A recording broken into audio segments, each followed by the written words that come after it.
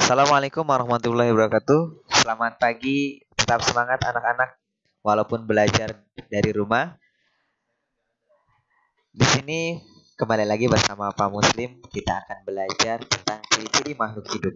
Apa aja sih ciri-ciri makhluk hidup itu?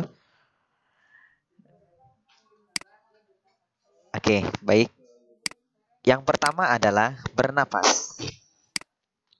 Bernapas adalah proses menghirup gas oksigen dari luar dan mengeluarkan karbon dioksida dari dalam tubuh. Setiap makhluk hidup pasti bernapas. Manusia pun bernapas. Hewan pun bernapas. Yang kedua adalah bergerak. Makhluk hidup memiliki kemampuan untuk bergerak dengan cara tertentu. Tujuannya apa? Untuk berpindah tempat.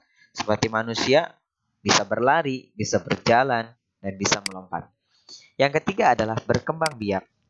Berkembang biak merupakan kemampuan dari makhluk hidup untuk menghasilkan keturunan. Perkembangbiakan untuk melestarikan jenisnya. Yang keempat adalah makhluk hidup itu memerlukan makanan. Seluruh makhluk hidup memerlukan makanan untuk menghasilkan energi yang mendukung segala kegiatannya. Makanan manusia berasal dari hewan dan tumbuhan. Contoh makanan yang berasal dari hewan misalnya telur, daging, dan ikan. Sedangkan makanan yang berasal dari tumbuhan misalnya tempe, tahu, sayur mayur. Makanan hewan berbeda-beda sesuai dengan habitatnya. Yang kelima, ciri makhluk hidup adalah tumbuh. Makhluk hidup mengalami pertumbuhan. Pertumbuhan artinya proses bertambahnya ukuran tubuh, baik tinggi, besar, dan beratnya. Ketika bayi tumbuh manusia kecil, lalu mengalami pertumbuhan hingga dewasa menjadi besar. Sedangkan perkembangan adalah proses bertambahnya kemampuan makhluk hidup. Contoh, manusia ketika dilahirkan belum mampu berbicara.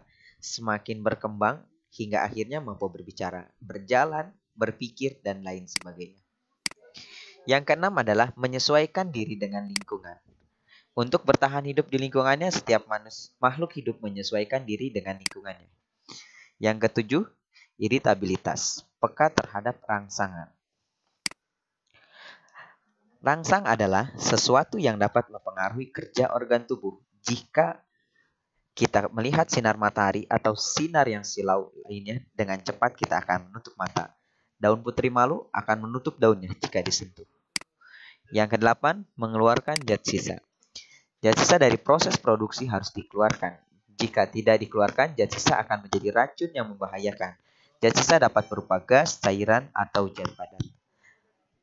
Demikianlah ciri-ciri makhluk hidup yang akan kita pelajari. Setelah ini, anak-anak silahkan buka buku paket halaman 9 untuk dikerjakan. Terima kasih. Assalamualaikum warahmatullahi wabarakatuh.